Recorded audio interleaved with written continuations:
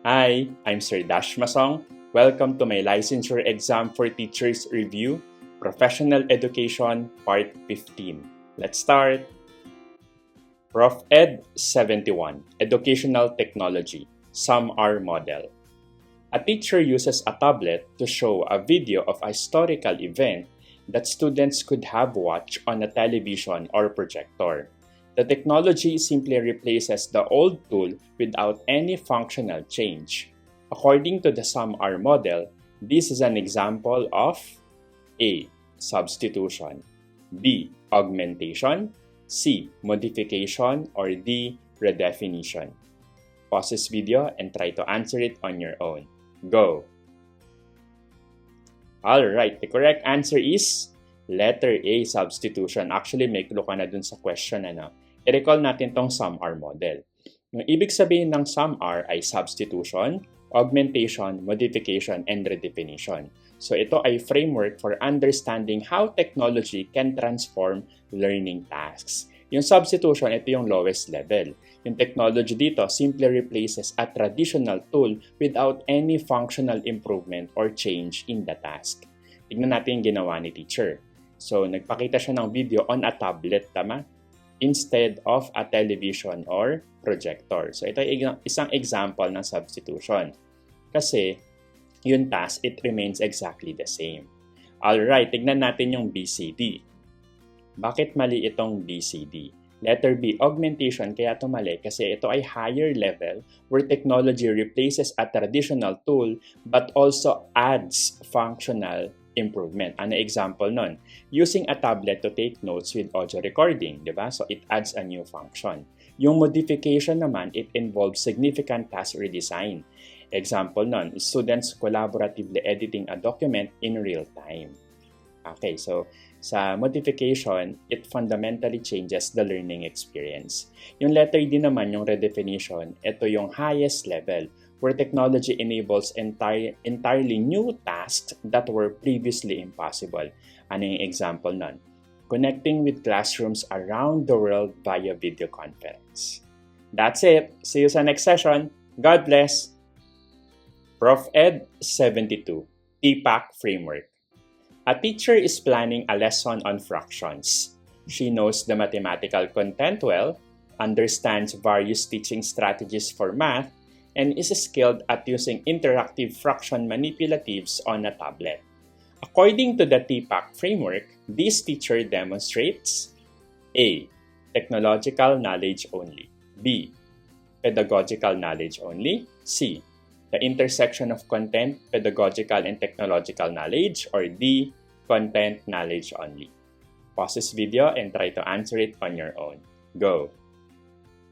Alright, the correct answer is letter C, intersection of content, pedagogical, and technological knowledge. Magaling tong teacher na to, ha? Congratulations, teacher. I-recall natin yung TPAC framework. Yung TPAC framework ay yung technological, pedagogical, content knowledge. Kaya tinawag siyang TPAC.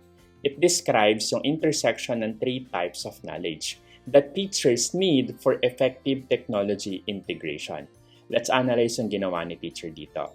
Sa scenario, na-demonstrate niya yung tatlong yon.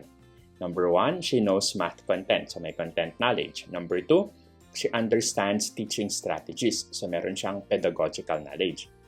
And number 3, is skilled siya with technology, so meron siyang technological knowledge. Take note, yung most effective teaching with technology occurs at the intersection of all three knowledge areas.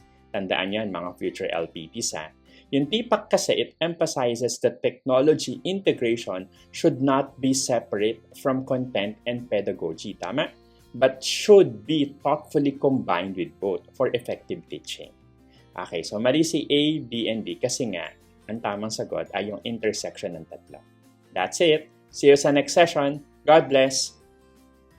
Prof. Ed 73, Research in Education. A researcher aims to explore the lived experiences of teachers who have been teaching in remote and underserved areas for more than 10 years. She conducts in-depth interviews and analyzes their personal narratives to understand their challenges, coping mechanisms, and sources of motivation. This research approach is best described as A. Quantitative research, B. Qualitative research, C. Experimental research, or D. Correlational research. Pause this video and try to answer it on your own. Go! Alright, the correct answer is letter B, qualitative research. I-recall natin tong research and education. Yung qualitative research, isa tong method of inquiry that seeks to understand human experiences, behaviors, and social phenomena through in-depth exploration of subjective meaning.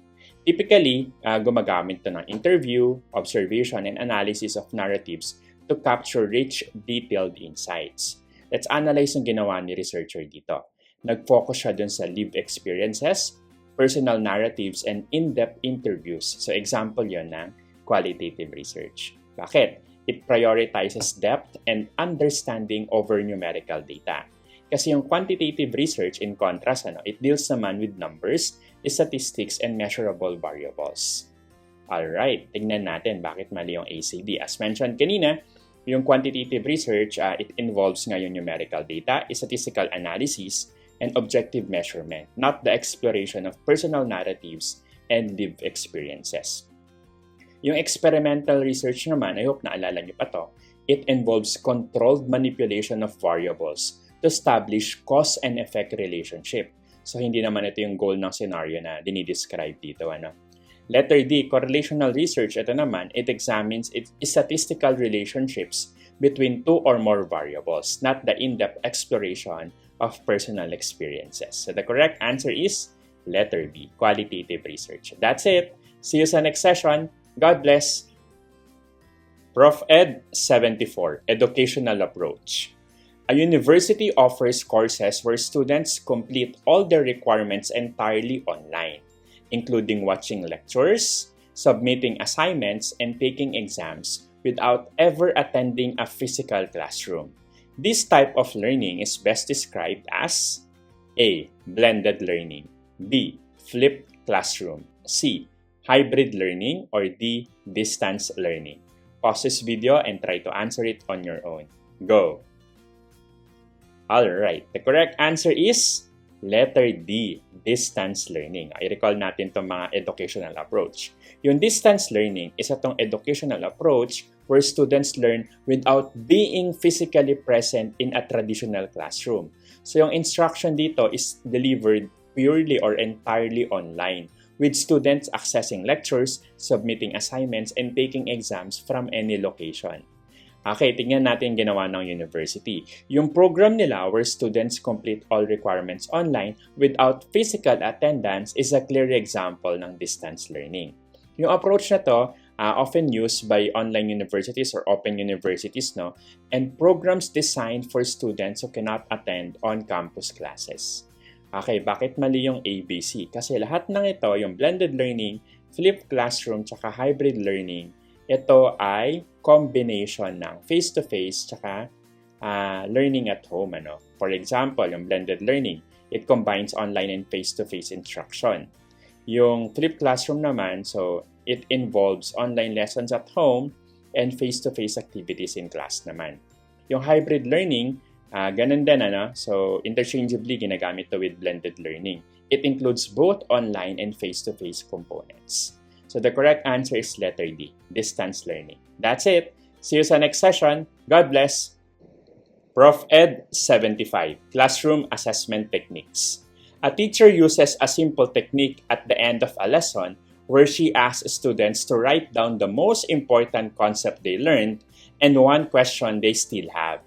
She collects the cards and uses them to adjust her next lesson. This technique is best described as A.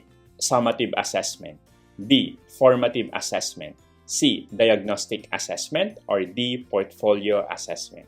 Pause this video and try to answer it on your own. Go! Alright, the correct answer is letter B, formative assessment. Okay, i-recall natin tong mga classroom assessment techniques. Yung formative assessment, ito ay conducted during instruction to monitor student learning, provide feedback, and guide teaching decisions. Tignan natin yung ginawa ni teacher. Ang ganda ng technique niya, she asks students to write about the most important concept and a lingering question. So ito ay isang example ng formative assessment. Bakit? Kasi it is used to adjust instruction in real time. Yung specific technique na to ay tinatawag na ticket out the door or exit ticket. Baka narinig nyo na yung term na yon. Ito ay isang common classroom assessment technique. Alright. Hindi kagaya ng summative assessment na binibigay na sa dulo, yung formative assessment, ito ay nagpo-focus sa pag-improve ng learning while it is still happening. Kaya formative assessment.